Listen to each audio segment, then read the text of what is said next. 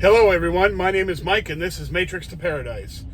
For today, I'm just going to do a trucking recap today. So I took a load from Edwardsville, Illinois, which is close to St. Louis. It's a little town close to East St. Louis, actually, right there by the river, Mississippi River. And I took it down here to just outside of Chattanooga, Tennessee. So it's about 500 miles, roughly. So anyway, took this load down here, and for a while my truck has been, it's all computerized. So like you got a display in the front, just like you do in a car and all that. And the display has been flashing these warnings saying that the axle oil is overheating. So I'm like, wow, that's not a good sign. So about a week ago, I had a check engine light come on, and they don't have, actually, it doesn't say check engine, but it's an engine and it's amber light. So, well, there's different ones on there. You can get one or you can get two at the same time.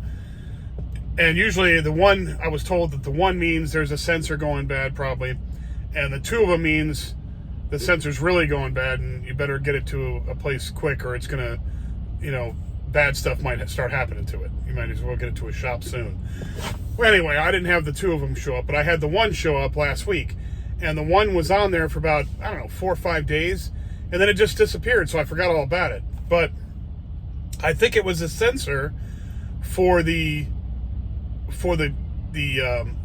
regulates, or that not regulates, but monitors the temperature of the axle oil, so that you don't overheat it, I guess. I don't know how you do that unless you were spinning it out or something, or if it was under extreme stress. But they set these trucks up. They design these trucks, engineer these trucks to be able to carry, the maximum amount of weight we can carry, 80,000 pounds. So I'm sure that it'll be hard to really mess that up, but you never know. So anyway, so every once in a great while that the oil overheating sensor would come or the warning would come on. It's a big red warning saying, and it would only happen when I was uncoupling from a trailer. For some reason it would happen then, and then it'd go away real quick, and then I wouldn't see it again. So I just figured, wow, it's just, it's having a little glitch when you let the weight off the back of the trailer, and that's it. And I had it into a shop since then, so they didn't find anything bad about, for regular preventative maintenance, and they didn't find anything. So or at least mention it to me. So I'm driving down the road today, Interstate 24, and I'm coming down through Nashville. I'm ready to come into Nashville and then drive through Nashville and then go down to Chattanooga on 24. Well, anyway, I'm coming through Nashville, and these things are starting to go crazy on my display in the middle of the dash here, and giving me those warnings. Now, that's the first time I've ever had those warnings while I've been driving down the road.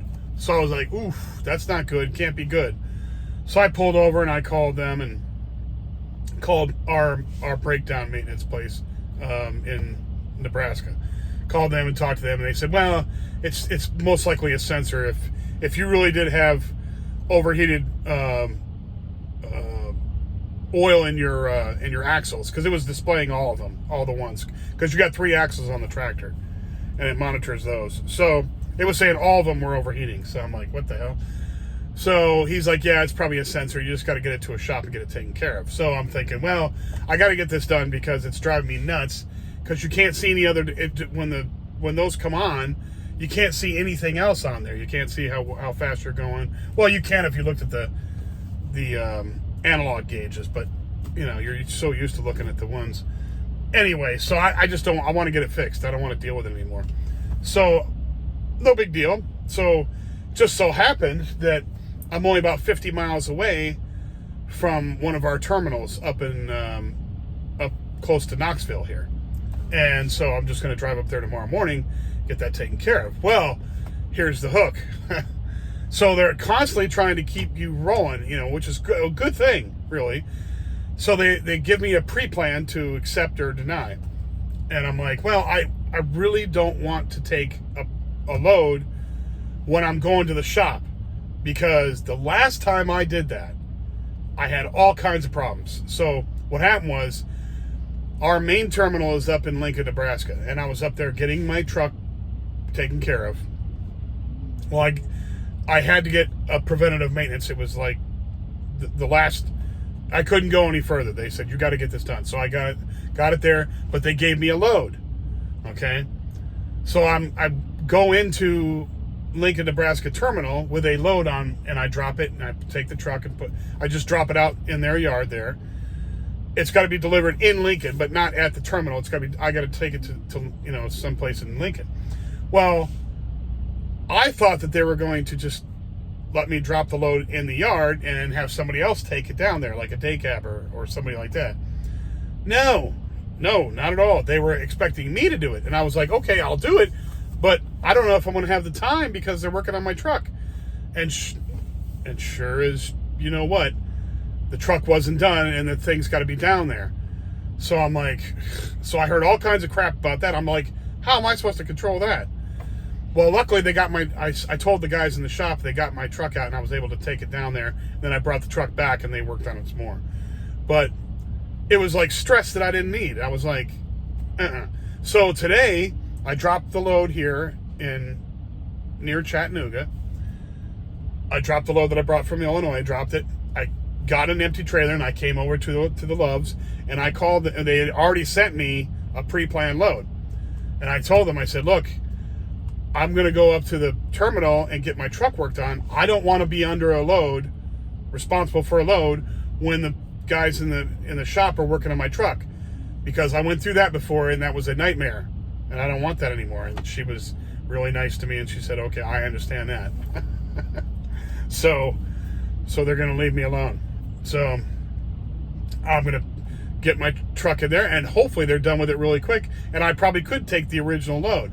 I just don't want to have it under my, sitting on my head if I can't get it out, can't get the truck out of the shop in time, because those guys, not that the shop guys are great, but sometimes it takes longer than what you think it's going to take, and I don't want that pressure.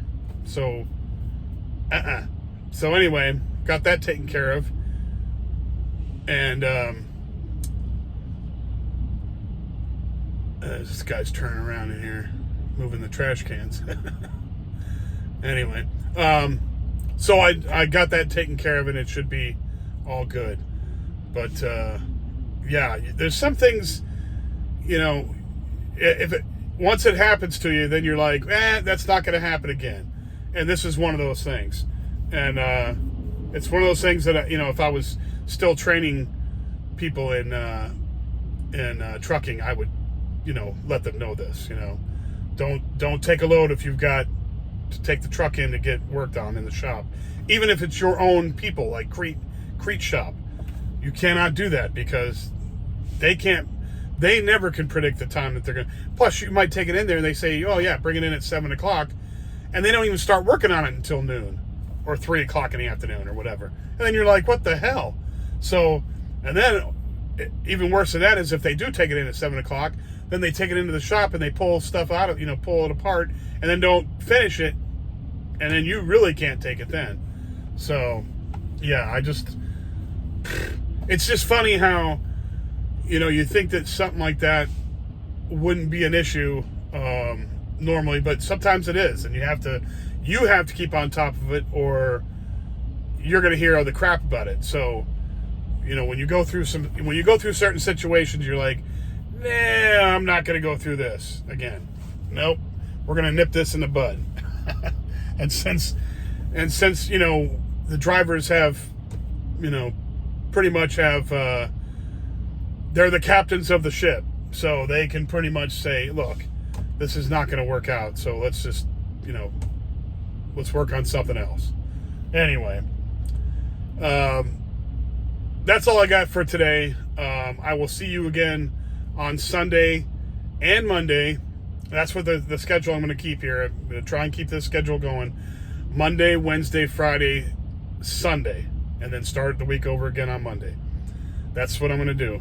Have videos out, 4 videos a week, and keep it rolling. Keep it rolling. If you have any ideas for stuff that you want me to talk about, go ahead. Like I said, it's going to be pretty much limited to me being in the truck, and if I see an accident on the road or if I see something interesting, I'll take a short and send in a short video. But other than that, it's going to have to be this, and I'm gonna do some more research stuff, like maybe I'm gonna do some reviews of countries, reviews of some channels, probably the other channels on YouTube that are great that inspire me, the ones that inspire me and all that. I'm gonna do some review stuff, articles that I think are interesting that pertain to moving overseas or escaping the Matrix, that kind of thing. So anyway, if you like the video, please hit the like button. If you like the video and you hit the like button, please subscribe. All this helps on the algorithm that makes it able to be the videos to be spread out to more people that might be interested in this. And if you have family members or friends that might be interested in this, please pass this along to them, share with them, and share with them anyway, because they might have some friends that are interested in this sort of content, and I would be very appreciative. Thank you. Thank you for watching my videos, and I will come back here soon and talk to you soon. Bye now.